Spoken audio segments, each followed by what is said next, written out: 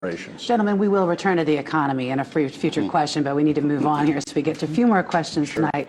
Staying with Matthew for a moment, we learned last week that floodwaters from Hurricane Matthew carried some coal ash into the News River at Goldsboro. Now, a law signed last year allows coal ash to remain in pits just like the one in Goldsboro at 6 of Duke's 14 sites around the state. Do we need to rethink that decision in the wake of the storm? That question for you first, Mr. Cooper.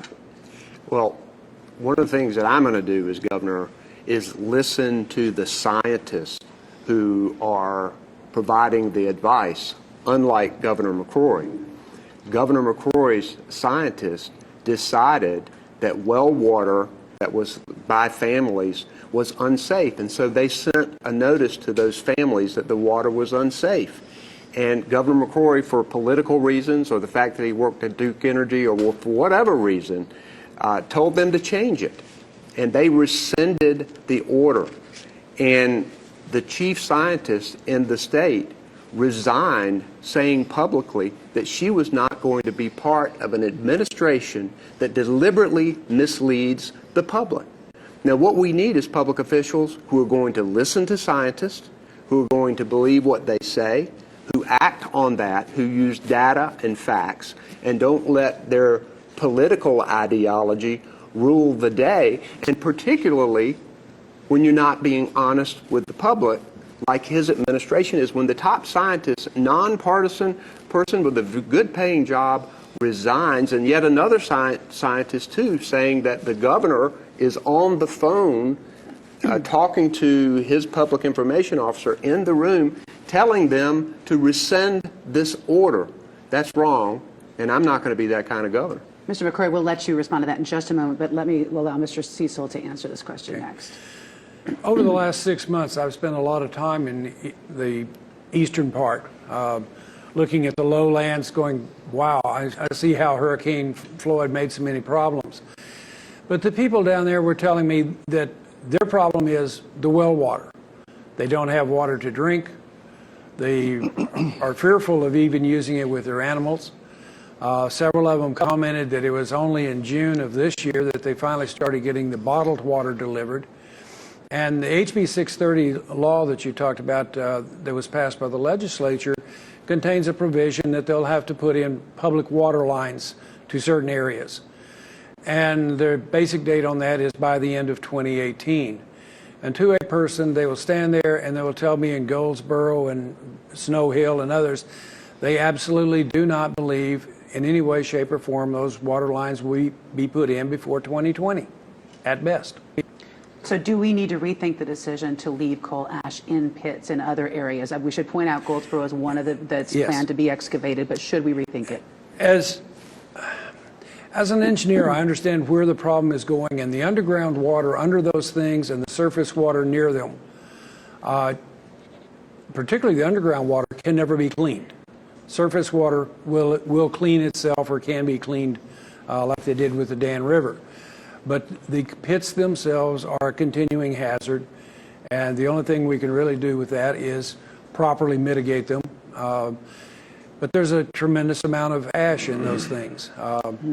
When you start looking at it and say, well, how many truckloads have we got to haul to a pit to bury it properly, we're going to need some major highways and a lot more trucks.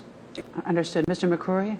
Well, he's right about the engineering and the environmental damage. You can't move them all because you'd actually cause more environmental damage to our state by moving them all. Each individual coal pit is a unique situation, but I've got to correct the record of 3 years of false advertisements by Roy Cooper's super PACs that have been running literally for 3.5 years. You know, coal ash on my hands, as though I did the coal ash spill in North Carolina, which is totally ridiculous. Because what's ironic is I resigned from Duke Energy 6 years ago, 2008.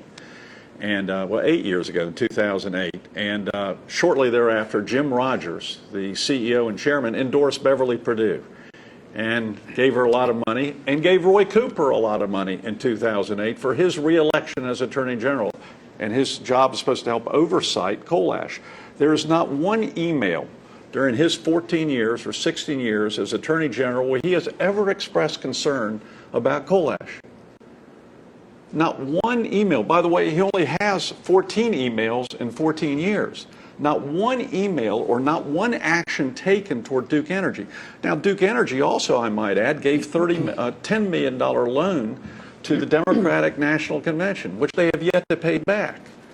And he has received, during his time as Attorney General, tens of thousands of dollars from Duke Energy and Progress Energy, and during that time took no action, except he did approve some action during the Purdue administration, an email, which we have a record of, which is in the public documents, an email which is approved by the Attorney General's office, which allows Duke to grandfather some of their coal ash ponds from further dam inspection, which had we had that dam inspection, maybe Dan River wouldn't have happened. And second, it also allowed Duke Energy not to have the fine. We wanted to fine them $25 million because of an email approved by the Attorney General's office and Beverly Purdue.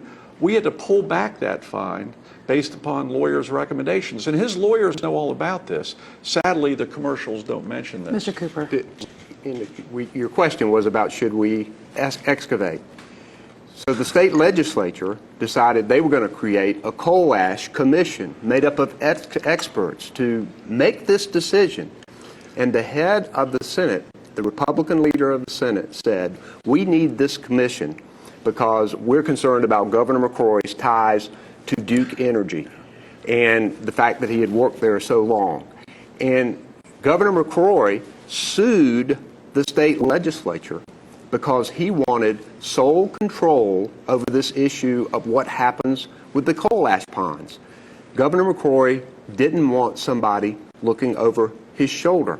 Now, I've talked about coal ash publicly. Wow. I have a strong environmental record. I've been endorsed by most all of the environmental groups. And to hear Governor McCrory talk about coal ash in my record, the independent fact checkers have said you were wrong every time you said something about that. Let me first of all, he has not refuted anything I said about the monies he's accepted, about the lack of action he's taken during 14 years. He didn't refute any of that. He changed the subject, which is what Roy Cooper is good at doing, is changing the subject. I'll tell you this, is that Duke Energy did not want. They wanted the coal ash commission. They did not want me to veto the bill. Their lobbyists were all over the House and Senate. I vetoed something they didn't want to veto because it was a bad deal for the people whose water could be impacted by coal ash. I had the courage to veto very important legislation, and I might add, the Senate did not override my veto because they read the details of it and they said, you're right, Governor, you're right. This would be harmful to the neighborhood that we're talking about in Winston-Salem. Need to move on again so we can get to some more topics tonight. Our next question goes to Mr. Cecil. There's been a lot said about the Carolina comeback in this election and economic comeback since the recession ended. A recent poll we conducted shows a majority of voters do not feel that they're better off than they were 4 years ago. And in fact, 29% even say they feel that they're worse off. What do you say to those who find themselves still struggling, and how do you intend to help them? When I moved here almost 20 years ago, the economy was running good, the taxes were high, and things were actually going quite well. It was a long downhill slide rather quickly through 2004, 2008, and a lot of people lost their jobs. I lost my job at one point with that recession. There has been quite a bit of comeback, but it's been very industry specific. The high technologies and the more critical industries have done well with it. I worked with RF Micro in Greensboro with the cell phone industry, and those related electronics and consumer products have come back quite well. A lot of our classic industries that we had, the furniture industry and whatnot, have not come back near as much because they can still get labor and get things done for $1 a day, and they're strictly labor dependent. I think we have made quite a bit of comeback, particularly the last 4 years. I think Governor McCrory's leadership and whatnot has done a good job of getting us recovered. I think we have a long ways to go. I think some of the new taxes have maybe been a little burdensome on the poor people that really couldn't afford much, and to find out they've got to pay sales tax on getting their car repaired really hurt a lot of them. Mr. McCrory. Well, what I can say is this. When I came into office 3.5, 4 years ago, North Carolina's unemployment was the 5th highest in the United States of America. The 5th highest in the United States of America, 9.4%, adjusted at 8.9%. We've had one of the greatest economic recoveries in the United States of America, down to about 4.7%, down below the national average. I remember after my first year, they were going, Governor, you still aren't below South Carolina. Our economy is so much better than it was 3 years ago. Is it still good enough? Absolutely not. Is there still more we need to do? Absolutely. But one thing we found out when we were coming into office is we owed $2.6 billion for unemployment. And we were about to tax small businesses more for unemployment. That was the solution of the liberal Democrats. The second thing, we had a $500 million misforecast on Medicaid spending. It was so broken. $500 million misforecast on Medicaid spending. We had the highest income tax and the highest corporate tax and business tax in the Southeast. Even South Carolina was beating us. Nikki Haley even told me, we don't even consider North Carolina competition anymore. So we had to make some immediate changes, or we could keep trying the same things under my predecessors, Beverly Perdue and Mike Easley. We could have kept trying those things and continued to be the 4th or 5th highest unemployment rate. We have had a great comeback. We need more, but I'm extremely proud of what's happened in North Carolina, and let the progress continue. Mr. Cooper. Since the recession, there's been a national economic recovery, but North Carolina is lagging behind. You go ask everyday working people whether they have seen a Carolina comeback, and most of them will tell you they're working longer and harder and for less money than they were before the recession. And the statistics show they're right. Wage growth is languishing in our state, particularly for the middle class. And Governor McCrory comes in and promises everybody a tax cut. Well, he did pretty well for those at the top. He gave the corporations and those at the top good tax cuts. But on everyday North Carolinians, many of them have seen a net tax increase, and that includes small businesses. He has raised taxes on people in 67 different ways. And Governor McCrory is putting more of a burden on the middle class and small business with taxes at a time we need to be helping small business and the middle class. And I will work to do that. I will also work to invest in public education, which is going to be a key. The new economy with the new jobs, our community colleges has got to be the drivers of workforce development. Our universities have to be the centers of innovation. And Governor McCrory, here he is going around and talking about House Bill 2 all over national TV. It is hurting our economy. You talk to economic developers, they will tell you that it's costing us jobs and costing us money. We need a governor who's going to look out for the middle class, and that's what I'm going to do. Let me ask Roy Cooper a question. Are you going to change the cuts in the income tax and the business tax and corporate taxes that we initiated in the last 3 years, which has resulted in a strong? You were against them.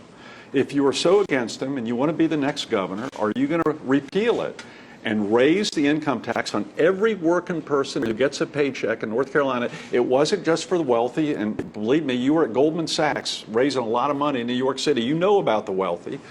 It was for everyone who earned a paycheck, got a huge reduction, a net increase in pay, from school teachers to nurses to independent business people. We were the highest income tax on paychecks. Well, would you repeal those tax cuts by the We don't legislation? need to increase taxes. So that is an absolute no. We do not need to increase taxes. That's a no. What we need to do is fix some of those taxes that he put on the middle class and small business, and take some of those taxes off of them is what we need to do. And David, help me understand the math. If you're not going to repeal it and you're going to change it, ultimately there's going to be a difference in the income and the tax paid, right? It's about priorities, David. But, I mean, the economy is going, I believe the economy is going to grow. There's a national recovery, the economy is going to grow. And over the last 4 years, Governor McCrory has made the decision, when tax revenue has come in, he wants to do corporate tax giveaways. He wants to do tax cuts for those at the top. I want to invest in education. I want to invest in teacher salaries. If you're going to be tax cuts, they're going to be tax cuts for the middle class. You can do that without raising taxes. Absolutely, we can do that. I did that when I was in the state Senate for 4 years. We were able to cut taxes for the middle class. We were also able to get our teacher salaries to the national average. We can do that again. I know we can. But I'm trying to understand how you have it both ways. If you can do that without raising taxes, it would appear that these GOP tax cuts you've criticized didn't hurt the budget. It absolutely has hurt our investment in public education, and it has hurt the fact that he has put taxes on the middle class to help make up for it. And that's what we've got to do with making our decisions about priorities. Let me talk real fast. Okay, then I want to move on. Yeah, just real quick. We lowered the income tax, and guess what? We have more income coming in to help pay for the bonds, which I proposed for universities and community colleges and state parks. We have more money coming in this year with a lower income tax. We have more money coming in this year with a corporate tax than we did 3 years ago. That's incredible progress. That's letting the economy work. And then I have reinvested that money into education. Teacher pay raises, a new med school at Carolina, a new science building at Western Carolina University, a new engineering facilities at North Carolina A&T. That's the best of both. 30 seconds, and I want to move on. When that new money comes in again, if he gets reelected, you bet your boots that the choice for that new money will be corporate tax giveaways, further corporate tax cuts, instead of investing in education. That's what we're talking about with priorities, David, and that's how your math works. I do like the part about when you get reelected. I do like that part. Let's move on. Let's move on. Let's move on. That's a big if. Much has been said about House Bill 2 in this election season. We've heard ad infinitum about access to restrooms under the law. I want to talk about something else here, because perhaps the most controversial part of the law is that it excludes LGBT people from the state's anti-discrimination law, and it bans local governments from passing any ordinances to protect them. So, Mr. McCrory, I ask you, not about the restroom provisions, but about the lack of this protection. Why was this necessary? Well, first of all, it was necessary because there was a bathroom provision. But couldn't the law have been written without this anti-discriminatory There was a provision? concept of gender identity, which was a radical concept, which, by the way, the left brought this issue up, not the right. One of the great political scams in state history and national history is Roy Cooper and the mayor of Charlotte brought this issue to North Carolina with a very powerful group called the HRC, which has helped Roy an awful lot. And they just had to add a portion of the bill which said the following: you must have gender identity or gender expression in order to get into a private sector restroom, locker room, or shower in the public access to the private sector. Had that not been there, I don't think we would have had any problem, because I don't believe in any type of discrimination based on and I sexual understand orientation. that, but help me understand, because I've got the legislation here. Yeah. And as I read about all the people who are protected, Right. I don't see anything about the LGBT community, By the way, veterans, none or of that pregnant was women. there. None of that was there when Roy Cooper been Attorney General either. There has been no formal protections in North Carolina history at all. By the way, or in United States history. I would support. Is there time for formal? I think there is. I think since the Supreme Court decision regarding marriage, I think there needs to be protection at the federal level. I wrote a letter as such, but I will not accept the radical changes that Roy Cooper and Jennifer Roberts has brought to North Carolina, which, do y'all even know, do either of you, or do you know, Roy, what the penalty was in Charlotte for someone who did not accept gender identity as the new requirement on identifying whether you're a boy or a girl? Do you know what the Charlotte law says? Do you know what the Charlotte? I don't. Well, let's say it. Let's tell the audience.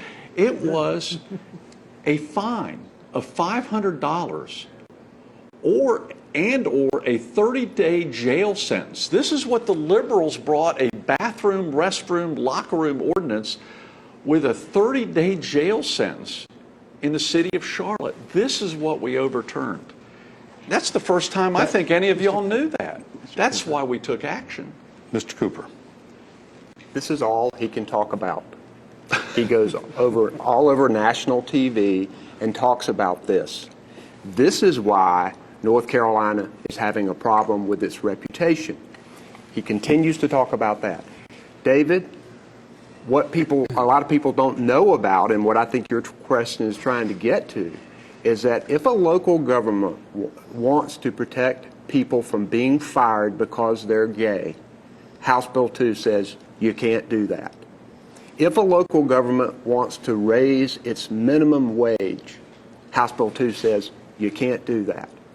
If a local government wants to provide discrimination protection for veterans, and a couple of the cities had those kinds of ordinances that have been wiped away by House Bill 2.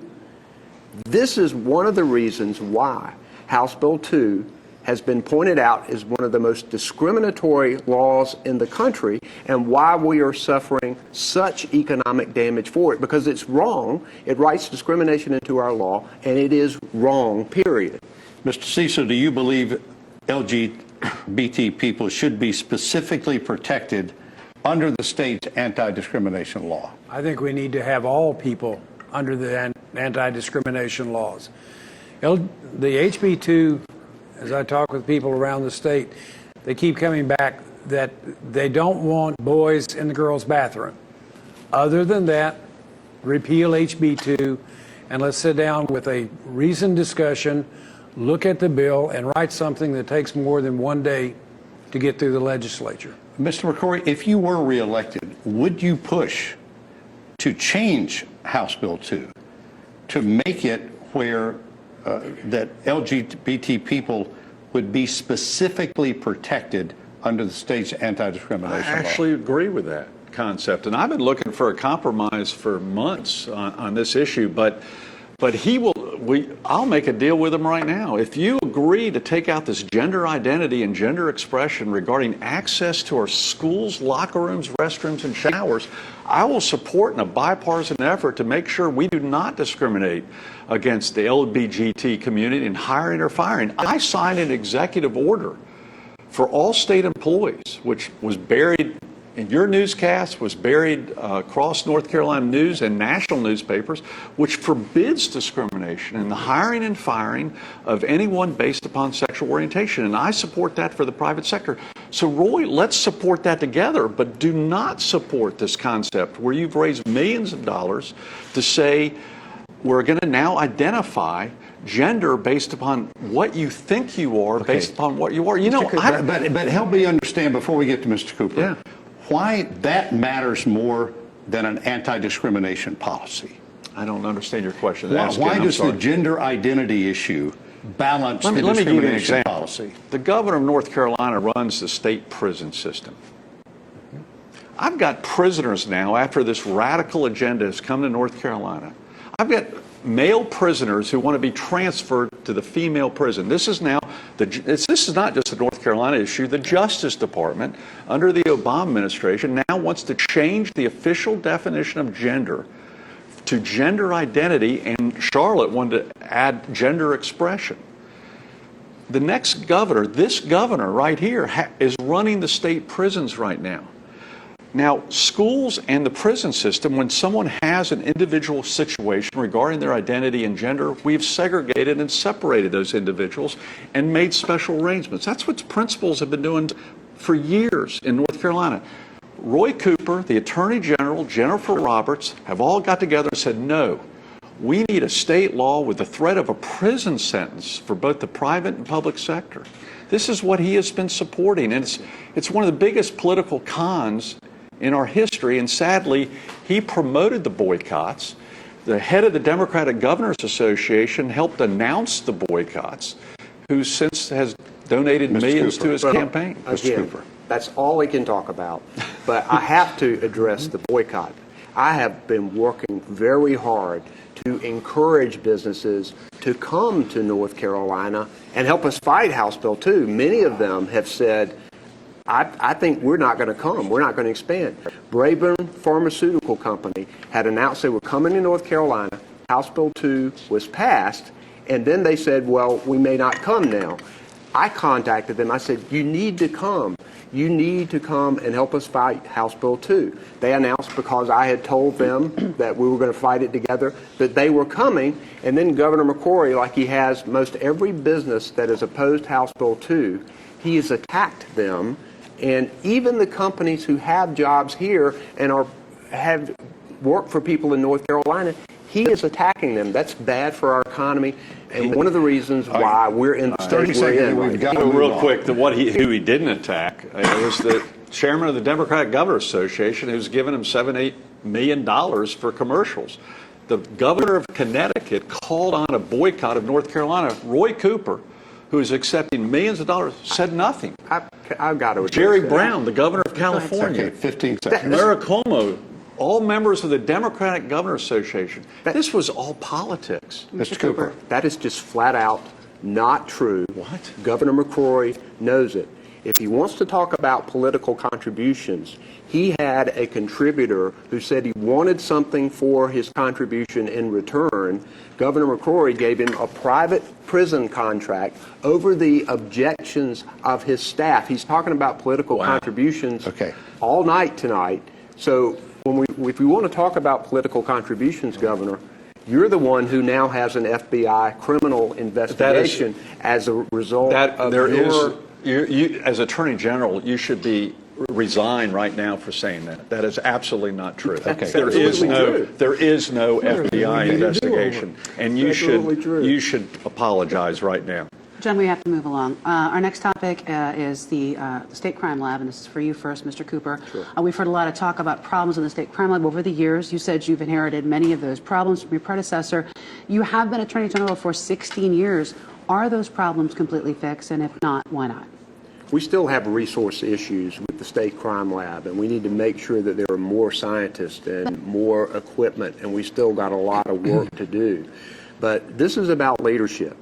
And when I came into office, there were over 5,000 DNA rape kits sitting on local law enforcement shelves, and there were years of shoddy investigations. We came together, put people in charge who knew what they were doing. We eliminated the backlog.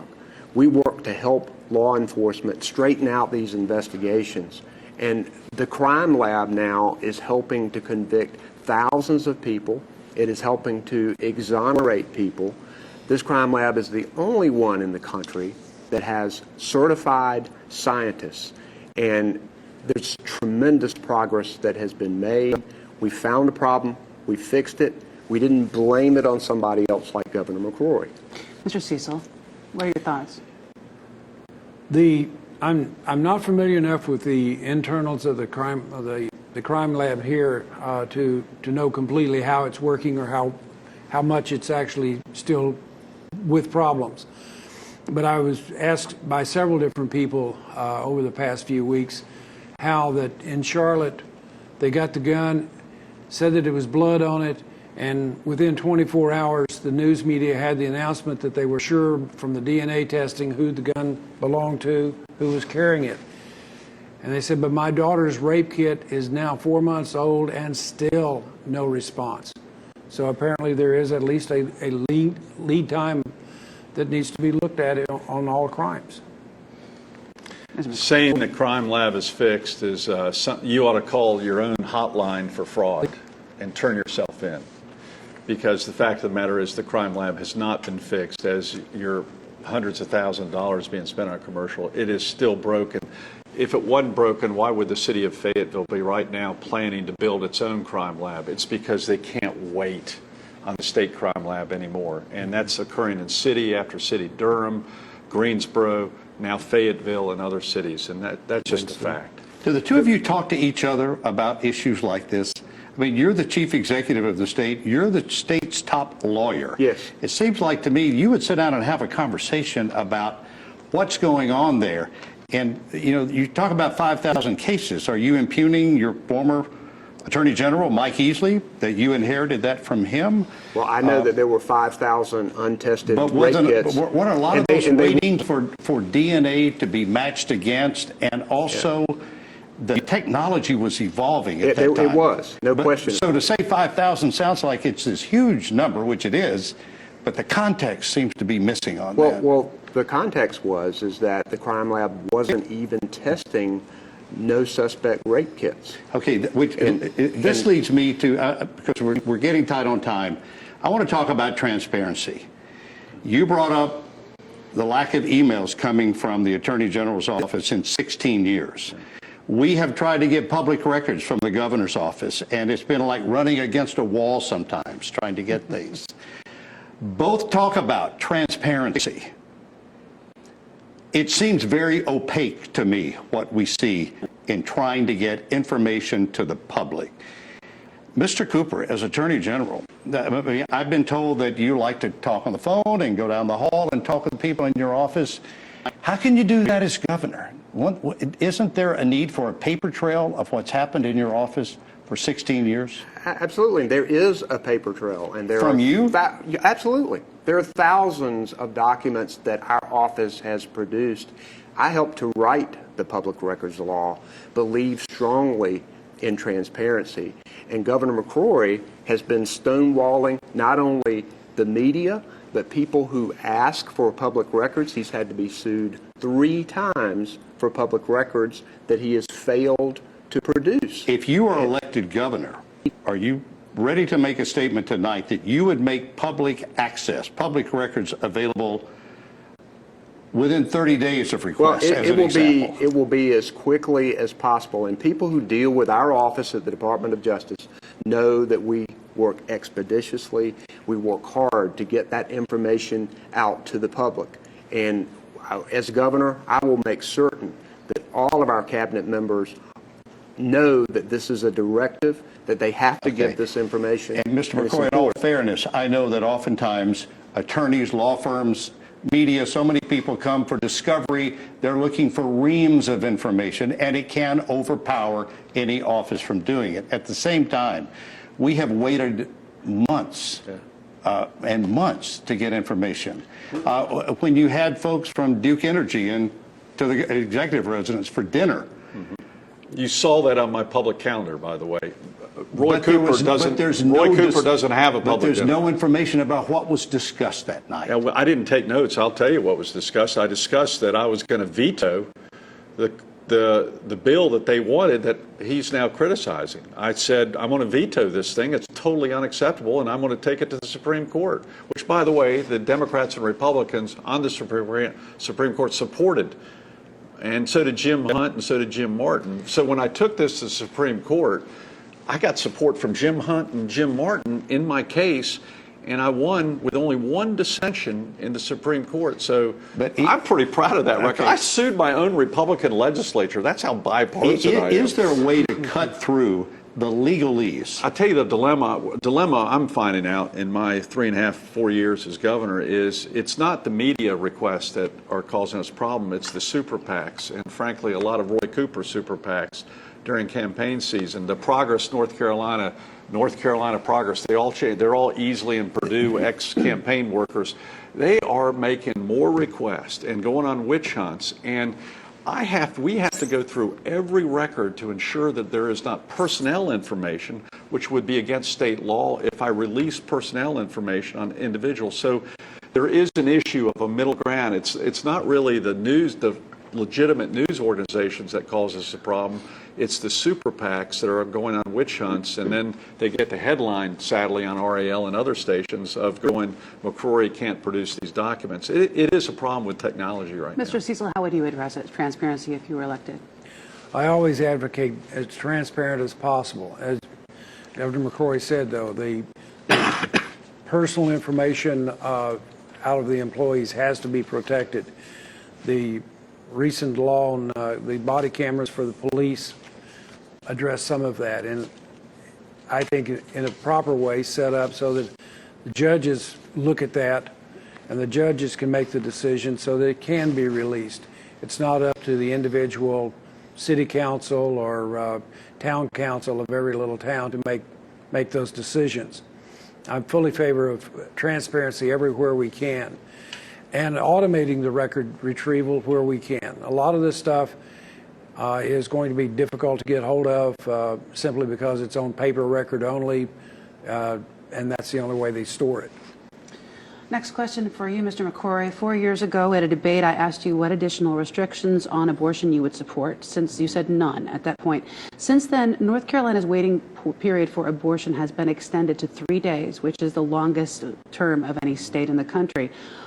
Are there further restrictions you would support, and how do you qualify that as not a restriction? Well, first of all, what I did, what I had to do was I stopped restrictions from being done. And believe me, if I had put further restrictions on women's legal right to have abortion according to the Supreme Court, the courts would have already challenged the current law and overruled us. And I refused to do that. So, yes, there's now a phone call needed, 72 hours versus 24 hours. But in doing that, I stopped much more extreme legislation, which was proposed by the Senate, as you well know, and I threatened to veto. And as Roy knows and everyone, you have to make compromises. And the compromise was a 24-hour phone call versus a 72-hour phone call. Had I not done that, the Senate and the House would have had enough votes to override any veto with much stricter restrictions, very similar to Texas, and I refused to cooperate in that effort.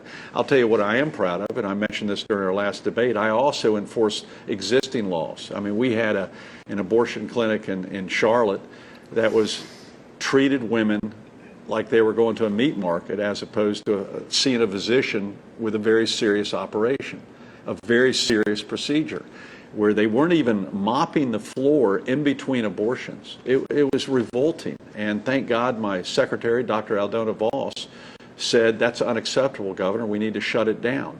Now, we've reopened them because we didn't put further the restrictions have to do with the actual medical care of women. I don't know where the Attorney General was during the 14 years that this clinic was open, but it's unacceptable to have women treated that way in our abortion clinics that are legal. We are out of time for Mr. Cooper. At this very WRL debate in 2012, when you asked Governor McCrory if he would support new restrictions, he said no. Not only the restrictions that you've discussed so far, he also signed legislation that requires women's ultrasounds to be sent to state government bureaucrats. Now, regardless of how you feel about this issue or this policy, to have a woman's ultrasound sent to bureaucrats is wrong. It is a restriction, and it shows you whether you can trust Governor McCrory. And I don't think you can. I think this is just one of the many issues where he has said one thing and he has done another. 1 second. Well, I just want to say bureaucrats is quite a word, but the medical professionals to ensure that doctors are following the law regarding abortions after 5 months. And I'm sure Roy agrees that there shouldn't be abortions after 5 months unless for the life of the mother. Mr. Cecil, would you support tighter restrictions on abortion, the same or loosened? Not at all tighter. As I've told many people, as a libertarian, I feel that the abortion is an issue that's between the patient and her doctor, or the cis woman and her doctor, and that the government should have virtually no say or control in it, and should minimize or not pay for it. The abortion is a serious problem to the woman. I've got 4 friends that over the past 50 years have had one. It has long lingering effects, and throwing the big hand of government in there to stir it around does not help. So no further restrictions. Mr. Cecil, I'm curious. You've never held public office in your life. No, sir. Why should voters have confidence that you can run state government? I have not held public office. That also means that I don't have a long string of promises to people that are expecting me to pay back the favors. I've had very few contributions to my campaign, no PAC contributions or anything like that. I spent a year in Vietnam helping the Vietnamese understand Tricky Dick Nixon's foreign operations and how we thought the world should be run. When I left there and came back to the United States, I had about all the public policy that I wanted for a lifetime. I went into private industry. I got a patent in 1980 that eventually turned into the ATM machines, where when you put in your card, screen comes on and said, what is your PIN number? And you type in your PIN number, and that all references my prior art. I worked with in the 1990s to get the keyless entry into cars. Most of the new cars you get today do have that. I have a tendency as an engineer to look at what options are available and all options first. And I think that's what is required for what is essentially a CEO position. Thank you for that. We have less than a minute before we go to closing statements, and I wish we could have gotten to education and a couple of other things. But very quickly, if you can give me a 10-second answer. Should we move per pupil spending in North Carolina, where we're ranking at about 42nd or 43rd right now? Should we spend the money, make the commitment to do it, and can you do it without raising taxes? Mr. Cooper, I'll give you the first word, then Mr. McCrory. We are 44th in per student spending in North Carolina. That is unacceptable. We have to do much more. Can you do it without raising Yes, taxes? absolutely we can do it without raising taxes. Mr. Absolutely. McCrory. My record speaks for itself. We're 48th in teacher pay. We're going to be down in the low 30s now. That's our next goal. And by the way, our university spending is still very, very strong. It's one of the best in the nation. On that note, I'm going to say that each candidate will now have 1 minute to make a closing statement. It's your 1 minute to convince these voters that they should hire you to be the next governor. We will go in reverse order of how we asked the first question. We begin with Lon Cecil, followed by Roy Cooper, and then Pat McCrory. Mr. Cecil. Thank you. I want to thank WRAL for hosting the event tonight. This, I think, will be instructive to a lot of the voters and help them make their choices, at least to go out for the early voting starting October 20th. We have a lot of revenue sources in North Carolina, and I know all of them are being tapped in every way we can. But we do need more money for the schools. We need more choice for the kids in education. Only 3/4 of them are handled well in high school. We need more online, more homeschooling, more charter school, and vocational schooling. Part of the funding of that is to perhaps tap the currently untapped resource. We have the tax law, but if we go ahead and set up a medical marijuana or medical cannabis law, we can follow the lead of the states like Colorado, Washington, Oregon, and Nevada for revenue. Mr. Cooper. Thanks, David and Laura. All the debates are now over, and it's going to be up to you to decide who leads North Carolina the next 4 years and who you trust to rebuild it. We're facing the worst disaster in eastern North Carolina since Hurricane Floyd, and we need a governor who knows how to rebuild our communities. We've got kids who are in underfunded schools, and we've got many teachers leaving our state for better pay and more respect. And we need a governor who knows how to rebuild the education system. And North Carolina's brand has been tarnished, and our economy has been damaged because of House Bill 2. And we need a governor who knows how to rebuild North Carolina's reputation. If we set our priorities right, North Carolina can be one of the most admired states in this country.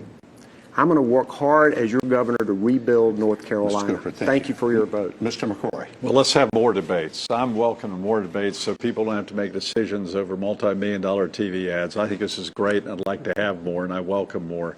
I love our state. I love our people. I was so proud of our people during the coming together of Hurricane Matthew, and I was proud of our leadership, my leadership team that helped in the recovery along with many volunteer agencies and many faith organizations. I was also proud of my leadership team for responding just 4 weeks ago to the Charlotte incident, where we decided to bring the National Guard long before the mayor requested it. And sadly, Roy Cooper was against working with the mayor at the time in the mayor's office during that. I was having to work with the police chief and coordinate with the police chief and hand the powers over the police chief of our National Guard. But I also showed this leadership when I came into this office as the 74th governor 3.5 to 4 years ago, when our unemployment was the 5th highest in the country. We needed to make change. We lowered the income tax. We lowered the business tax. We increased teacher pay. We paid off our debt. That's leadership for the future. Thank you, and thanks to all three of you. We hope this debate will help you make a decision on who you believe should be North Carolina's next governor. As we heard, early voting begins Thursday the 20th, runs until Saturday, November 5th. You can contact your local Board of Elections for times and voting locations. We would like to thank all the candidates for being here, and thank you very much for joining us. Have a good night.